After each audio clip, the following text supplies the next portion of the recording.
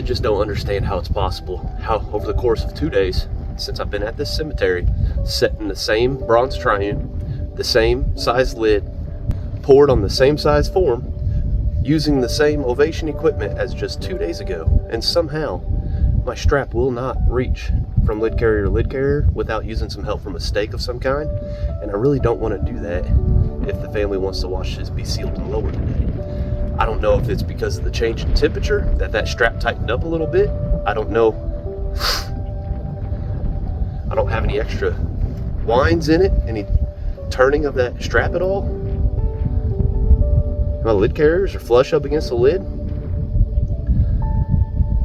I really don't know why that's so hard to get on there today, but maybe once I put that lid down and that 1,400 pounds of pressure goes onto that strap, it'll loosen up a little bit and I can pull it off there. That way it doesn't have to be sitting there across the top of the lid of the vault in presentation for the family. I have done that before because it's happened in the winter months when that strap seizes up and it's harder and harder to get across between the two lid carriers. I've had to leave it on before and it's not that big of a deal. And you know, it does make sense because you see me, when I raise that lid up, I have to grab the straps and pull the lid the rest of the way because that strap is just long enough to fit to grab on to both carriers. But if it was any longer, you wouldn't even be able to get it all the way up over the ledge. So, I don't know, just some thoughts I'm having while I'm taking a quick 5-minute break here for the setup. And one other thing, I know it's kind of unsettling for some people when we pull the boards off the grave and there's an inch or two of water at the bottom, like there was on the other bronze video that I made the other day. Depending on how much rain you've gotten and what the water table is in your area, seeing moisture at the bottom of the grave is completely normal. You know, in the ground always has saturated water in it at the deeper levels because the sun doesn't dry it out. That's just how nature works.